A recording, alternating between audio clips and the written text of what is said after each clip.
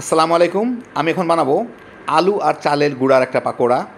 একদম কম মশলায় তৈরি, অসাধারণ স্বাদ। বিকালের স্ন্যাক্স কিংবা ইফতারে আরামে তামা তামা করে খেয়ে ফেলাইতে পারবেন। বাচ্চা বড় সবাই পছন্দ করবে। তৈরি করা খুব সহজ। আসেন দেখি শুরু করা যাক। আমি এখানে 2টা ডিম ফেটে রাখছি। এর মধ্যে আমি দিচ্ছি এইখানে 2 কাপ আলু ভর্তা আছে, আলু সিদ্ধ করে আমি ভর্তা করে নিছি। 1 কাপের মতো পেঁয়াজ কুচি, 1 কাপ গাজর কুচি, শ্রেড করে রাখা গাজর আমি এই চিকন জায়গাটা দিয়ে শ্রেড করে নিচ্ছি। এই চিকন জায়গাটা দিয়ে কিছু কাঁচামরিচ, ধনিয়া পাতা কুচি, আমি এখানে লাল রঙ সবুজ রঙ 2 রঙেরই কাঁচামরিচ ব্যবহার করতেছি। 2 চা চামচ জৈন গুঁড়া করে নিছি। আমি কিছুটা ভেঙে নিছি। জৈন মানে এটাকে জৈন বলে বাংলাদেশে, কিছু কিছু জায়গায় আজওইন বলে, কেউ জোয়ান বলে। এটা যে কোনো মশলার দোকানে পাবেন, বড় মশলার দোকানে কিংবা ফুটপাতে যারা হকার যারা আছে তাদেরকে জিজ্ঞেস করলেই পাবেন জৈন আছে নাকি। খুব সুন্দর একটা ফ্লেভার দেয় আর গ্যাস মানে ভাজা পোড়া খাইলে যাদের বুক জ্বালা পোড়া করে ওইটা প্রতিরোধ করে আর কি। ওটা দিয়ে দিব আমি এখানে।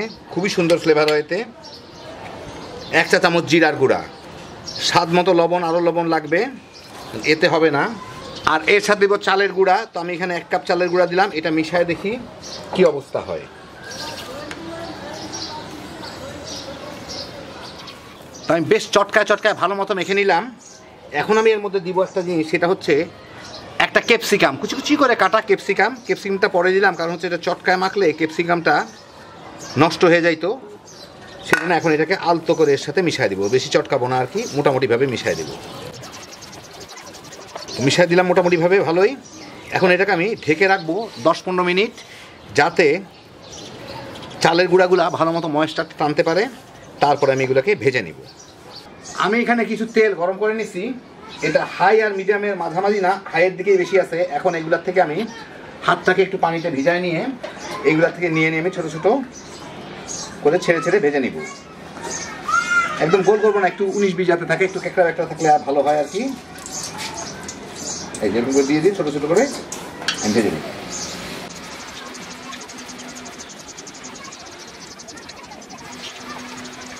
একটু খোঁচা দিয়ে দিব যাতে আগে তলায় লেগে না যায়।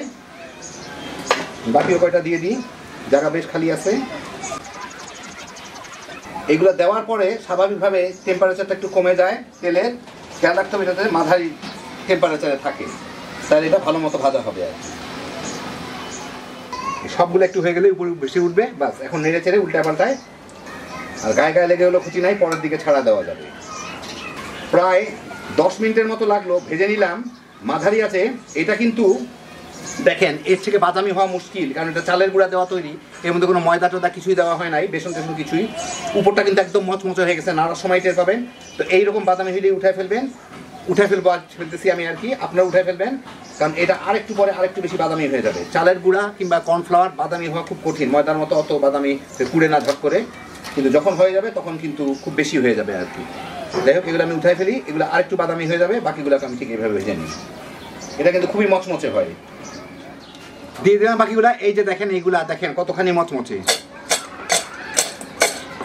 শব্দতেই বুঝতেছেন এগুলা কিন্তু খুব মচমচে হয়। তো এই দেখেন হয়ে গেল আমার দারুণ মজার চালের গুঁড়া আর আলুর পাকোড়া। খুব সহজে তৈরি করা যায়, দারুণ মচমচে, খাইতে যে কি মজা একবার বানায় খেলেই বুঝবেন। বিশেষ করে ইফতারের সময় আমরা তো কিছু না কিছু ভাজা পোড়া খাই।